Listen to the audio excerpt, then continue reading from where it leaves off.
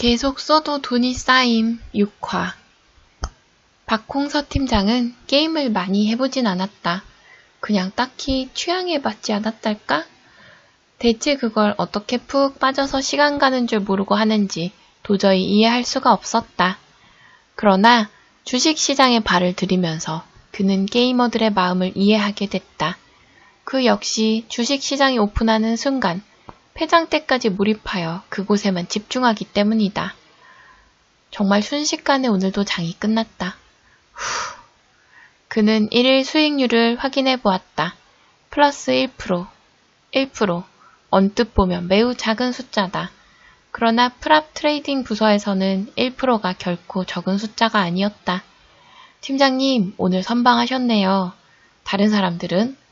말도 마세요. 우리 팀뿐만이 아니라 다른 팀들도 죄다 박살났대요. 요즘 장이 심하게 출렁인다.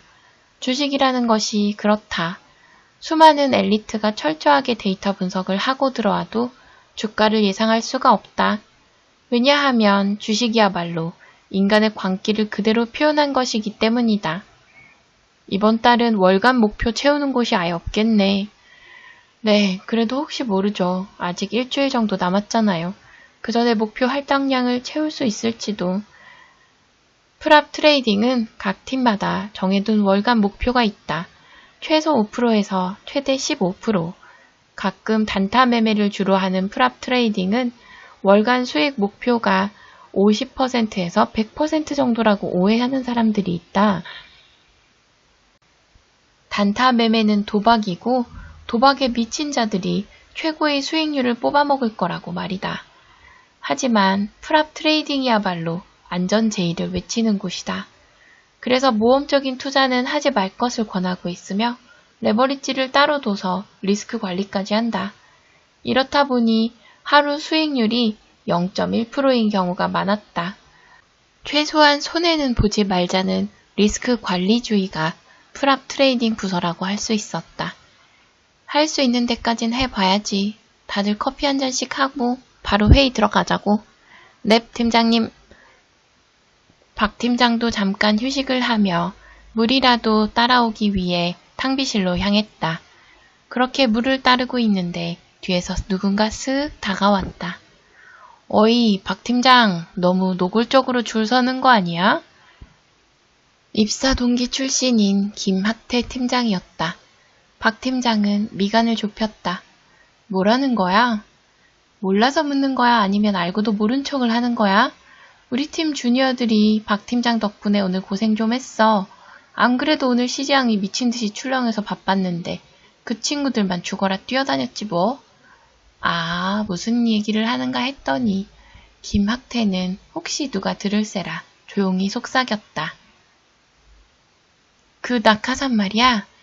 박 팀장이 오늘 푹 쉬게 해줬다며. 이거 그렇게 안 봤는데 역시 박 팀장도 사회생활 하려는 거구나? 그런 거 아니야. 이해는 해. 대표님이 직접 꽂은 낙하산이라며. 하필 박 팀장 팀에 들어온 낙하산이니 신경이 쓰일 수밖에 없겠지. 지금 잘못 찍혔다가 나중에 그놈이 임원으로 초고속 승진하면 곤란할 테니까. 틀린 말은 아니었다. 신경을 쓰지 않으려고 해도 신경을 쓸 수밖에 없도록 만든다. 그래서 그 친구랑 얘기는 해봤어? 사장님이랑 무슨 관계래? 분명 가족관계겠지? 정진우는 자신이 대표님과 가족관계가 아니라고 밝혔다. 몰라 나도. 또 혼자만 좋은 거 알려고 그런다. 좋은 게 어딨어. 어차피 잠깐 있다가 다른 곳으로 갈 사람인데. 뭐 그것도 그렇긴 하지. 그래도 가기 전에 나도 얼굴 도장 한번 찍어볼까? 박 팀장도 이렇게 노력하고 있는데. 박홍서 팀장은 고개를 저으며 탕비실을 나왔다. 오늘 정진호를 자리에 계속 앉혀둔 건 그의 투자 실력을 확인하기 위함이었다. 오늘 그는 어디에다 투자를 했을까? 대한솔루션? 대한솔루션은 니켈을 수입해 배터리를 만드는 곳이었다. 오늘 같은 날에는, 아니 당분간 절대 들어가서는 안 되는 주식 중 하나였다. 그런데 신입이 여기다 돈을 때려박았다. 이번에도 전량 매수? 혹시 반항을 하는 건가? 감히 자기를 테스트하지 말라고? 아니면 그냥 한 종목에 올인을 하는 게 버릇? 그래, 뭘 기대했던 거냐. 복잡하게 생각하기 싫어서 박 팀장은 창을 닫아버렸다. 혹시 투자에 재능이 있는 건 아닐까 싶어 시켜봤던 건데 역시 그냥 저 신입은 특별할 거 없는 낙하산이었다. 여러 종목에 분산 투자하지 않고 그냥 귀찮다는 듯 한 종목에 올인하는 것만 봐도 알 수 있었다. 그런 성실하지 못한 태도가 조금 화나긴 했다만 내가 이런 걸로 화내서 뭐 하냐. 어차피 여기 오래 머무르지 않고 올라갈 사람인데 아부를 떨 생각은 없지만 그렇다고 적을 만들 생각은 더더욱 없었다. 오늘같이 회사에서 뻘쭘하고 지루한 적이 또 있었을까? 온몸을 강타한 내 직감에 따라 매수 버튼만 눌렀더니 갖고 있던 가상의 돈을 다 써버렸다. 그것도 한 종목에만 말이다. 진우씨, 오늘 투자 어땠어요? 그냥 전황이요. 오호, 한번 봐도 돼요? 안 보시는 게... 이혜리는 내 주식 보유량을 확인하고는 눈을 껌뻑였다. 진우씨, 이게 뭐예요? 좀 형편없죠? 아니, 투자의 기본은 분산 투자라는 거 잊었어요? 저번에는 실수로 그랬다고는 하지만 이번에도 올인을? 심지어 대한 솔루션이라니 대체 왜 이걸 산 거예요? 설마 이번에도 실수? 나는 멋쩍게 웃으며 머리를 긁적였다. 그럼 주임님은요? 오늘 잘하셨어요? 그러자 이혜리는 당당하게 양 허리에 팔을 올렸다. 에헴, 오늘 제 수익률은 무려 2%랍니다. 우리 팀에서 2% 먹은 사람은 저밖에 없을걸요? 그 모습이 귀여워서 나도 모르게 한방 미소를 짓게 되었다. 와, 대단하십니다. 완전 주짱이셔. 주짱? 그게 뭐예요? 아, 주식 짱이시라고요. 그냥 뒤에 짱 붙이는 게 유행이라서요. 그거 나 초등학교 다닐 때만 써봤는데 역시 유행은 돌고 도는 건가 봐요. 아니, 지금 이럴 때가 아니지. 이혜리는 애써 진지한 얼굴로 나를 노려보았다. 진호씨, 다음부터는 이렇게 한 종목에 올인하지 마요. 만약 분산 투자를 했다면 이 정도로 손실을 보진 않았을 거예요. 알겠죠? 문제는 그 모습마저도 귀여움의 극치라는 것이었다. 네, 명심하겠습니다. 제가 앞으로 잘 가르쳐 드릴게요. 덕분에 든든합니다. 우리 둘이 하하호호 거리고 있자 지나가던 시니어 트레이더가 핀잔을 주었다. 이주임, 정사원, 둘이 지금 웃음이 나와? 뭐 연애하러 왔어? 아, 죄송합니다. 회의 준비나 해. 넵. 여기 며칠 안 있긴 했지만 한 가지 알게 된 것이 있다. 사무실 분위기는 그날 시장 상황에 따라 달라진다는 것을 말이다. 진호씨가 이해하세요. 오늘 장이 워낙 출렁여서 양미주 대리님도 손해를 좀 보셨대요. 오늘 전체적으로 다 손해만 본 날이라서 분위기가 그리 좋진 않을 거예요. 그렇다고 아무 죄 없는 사람에게 자기 짜증난다고 신경 부리고 가는 건 무슨 경우인가 싶었다. 하지만 이런 게 회사 생활이란 거 아닐까? 그래도 우리 팀은 나은 편이에요. 다른 팀은 진짜 어휴, 제 동기들은 그 등살을 못 견디고 죄다 그만뒀다니깐요. 난 박홍서 팀장님 때문에 우리 팀이 제일 무섭다고 생각했는데 아니었구나. 아참, 그러고 보니 제가 사수인데 가벼운 밥 한 끼도 안 사줬네요. 프랍 트레이딩 부서에는 점심시간이란 것이 없다. 점심시간에도 시장은 계속 열려있기 때문이다. 그래서 시장이 닫힌 다음에 가볍게 요기를 하는 것이 대부분. 괜찮습니다. 내가 안 괜찮아요. 오늘 모처럼 기분도 좋으니 퇴근하고 나서 뭐라도 같이 먹을까요? 제가 진짜 좋아하는 우동집이 여기 근처에 있는데 어때요? 어떠냐니? 좋습니다! 당연히 좋을 수밖에. 이혜린 주임님과 단둘이 먹는 저녁이라니. 괜히 한 소리 들어서 기분이 좀 나빴는데 갑자기 다시 들뜨기 시작했다. 오늘 비록 전체적으로 손해는 봤지만 그래도 이 정도면 방어를 잘했어. 오늘 본 손실은 내일 벌면 돼. 그리고 오늘은 특별사항 따로 없지? 회의 내내 미소가 얼굴에서 떠나가지 않을 정도로 말이다. 아, 넵. 오늘 시장 전체가 하락장이어서요. 리스크 관리를 위해 섹터 해칭을 조금 해놓은 것이 전부입니다. 뭐 당분간은 하락장이 계속될 것 같으니 지켜보자고. 넵. 모두 고생했어. 오늘은 다들 일찍 퇴근해.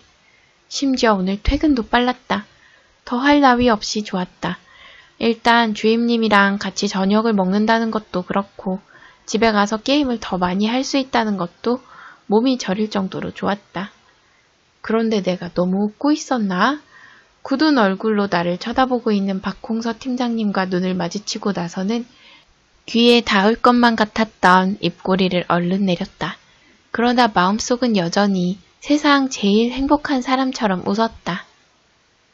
야, 오늘 먹는 우동은 세상에서 제일 따뜻할 거야. 그런 말이 있다. 세상 재미있는 일은 내가 자고 있을 때 일어난다고. 그 이유는 우리나라와 시간대가 다른 해외에서 여러 사건이 터지기 때문이다. 그건 이번에도 마찬가지였다. 팀장님, 소식 들으셨어요? 새벽부터 출근한 트레이더들은 한바탕 난리가 났다. 봤어. 아니, 이 양반들은 왜 깜빡이도 안 켜고 그랬대요? 밤중에 사건이 하나 터졌다. 아니, 사건이라고 하긴 좀 그런가? 뭐 적어도 트레이딩 부서에게는 큰 사건이었다. 인도네시아 정부, 니켈 공급량 30% 줄인다. 수출 규제 시동. 인도네시아는 세계 최대 니켈 생산지다. 하지만 최근 니켈 과잉 공급으로 인해 점점 그 가치가 하락하는 추세였다. 그에 대한 방안을 인도네시아에서도 조금은 내놓지 않을까 싶었는데 갑자기 기습적인 발표를 해버리고 말았다. 5% 정도면 충분히 그럴 수도 있겠다 싶겠는데 30%는 진짜 미친 수준이죠. 미리 예고라도 하던가 아무것도 안 하는 것처럼 가만히 있다가 이러는 건 무슨 경우래요? 30%는 시장에 큰 충격을 줄 수 있는 숫자였다. 그만큼 인도네시아 정부도 현재 돌아가는 꼬라지가 마음에 들지 않았다는 거겠지. 이렇게 니켈 공급량이 줄어버리면 어제 쭉 하락세였던 배터리 쪽 산업이 반등할 수도 있다는 것이다. 모든 회사가 오르진 않을 거야. 니켈이 없는 쪽은 죽어나가는 거고 그와 반대로 니켈을 넉넉하게 보유하고 있는 곳은 오르겠지. 니켈을 보유하지 못한 곳은 높아진 가격으로 인해 힘들어 하겠지만 애초에 니켈을 많이 보유하고 있는 곳은 오히려 이익을 보게 된다. 진짜 문제는 당연히 배터리 관련주가 전부 나락을 갈 줄 알고 숏을 잡은 팀들이 꽤 있다는 것이다. 그래서 지금 트레이더들이 난리가 난 것이었다. 만약 주가가 반등할 경우 숏을 잡은 트레이더들의 손해가 막심하게 된다. 회사 리스트는 나왔어?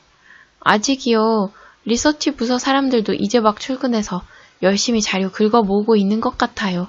근데 저도 방금 들었는데 니켈 보유량이 우리나라에서 제일 많은 곳이 지금 딱 한 곳이래요.